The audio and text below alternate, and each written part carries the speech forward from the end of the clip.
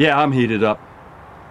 What? How many people do you anticipate doing the tour?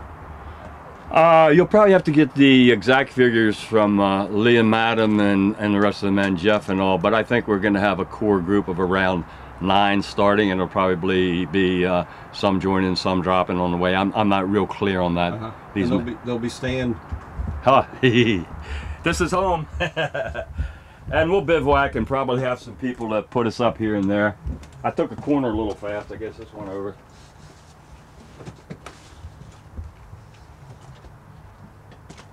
These are some of our heroes, of course. Bishop Oscar Romero.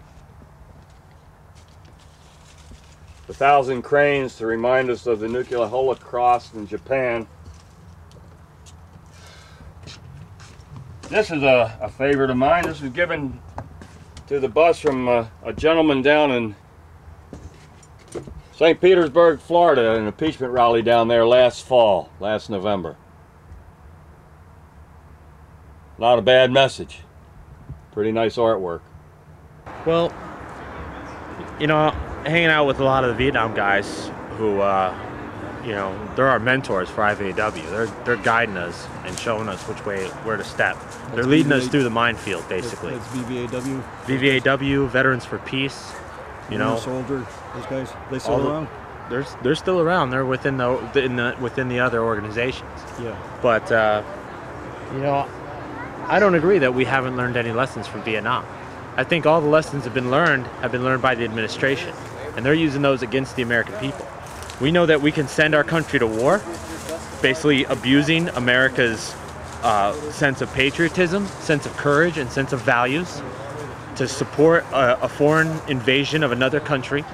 We know that we can control the media now and use it for propaganda to pump up weapons of mass destruction, smoking guns, yellow cake, uranium, you know, all this stuff to cause this country fear, and then deny them the truth of the war, deny them pictures of bodies coming home, deny them pictures of combat where U.S. soldiers are being killed and injured in the streets of Iraq. We're not seeing that. So they know now, they've learned to take that away and deny the public. They know now that you can't have a war with a draft army. They know that you need a volunteer army. But the way they do that is they really decrease the amount of people that are affected by this war. The military population is very small now.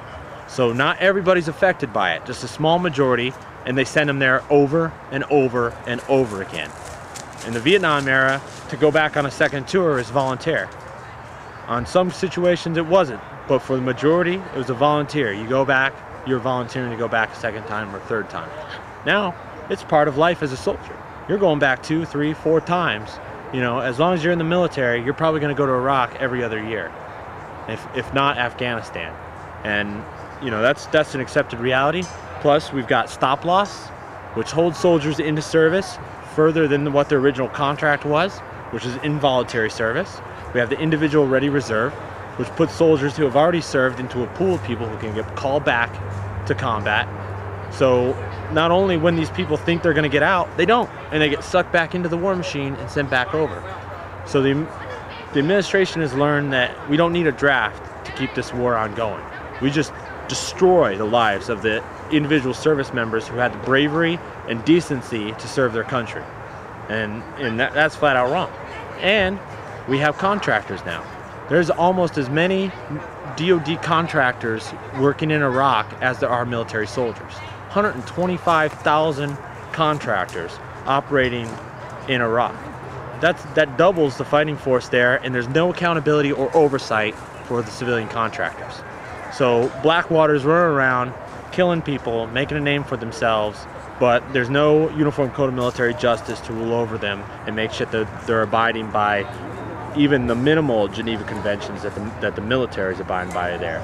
And, you know, that's criminal. So we're learning a lot of things, but something that the movement, the GI movement, is learning from the Vietnam era is that we can take all those lessons and all that rich history, the Soldiers' Revolt and the Sir No Sir, and you know, the Veterans for Peace and the Vietnam Veterans Against the War, and we can learn those lessons. And now this movement of modern day soldiers and veterans are so accelerated and so streamlined that, you know, we're already mobilizing. We already got, you know, active duty soldiers starting to resist this war, and we're only 4 years into it.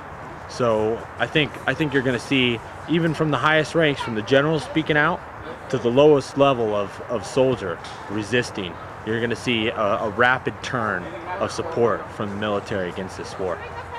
I want to ask you guys a question real quick. This is important for our tour. No, my question is about the media. If we were to put this out to the media, that IVAW bus tour is coming to, say, Norfolk, or Sun is coming, thank you so much, or Fort Benning, just a poll to the guys from Fort Meade and Andrews here. Do you think it's a good idea to publicize this tour, or should we just go like guerrilla style and talk to people?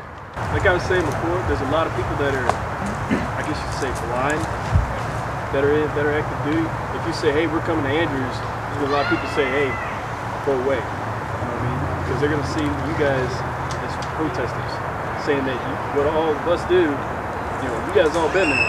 We're all like the active duty people do. It doesn't mean shit. All we're doing is nothing. That's what I see. I don't know, I can't speak for everybody, but the people that I have talked to about it, they're going to say, yeah, don't even bother with it. And from what I've seen when I came here today, glad I didn't listen. Right. Yeah. Pass it out.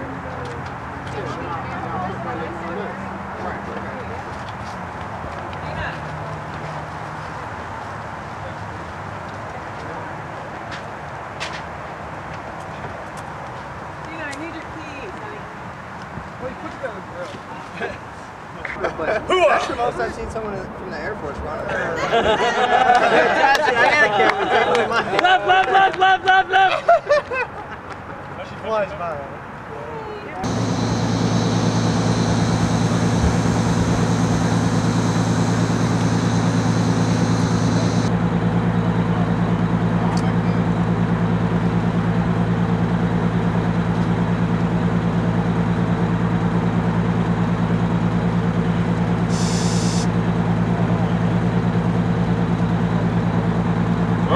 Again, and we're not Jack Kerouac, but boy, we're going to roll out of here like we're the merry pranksters.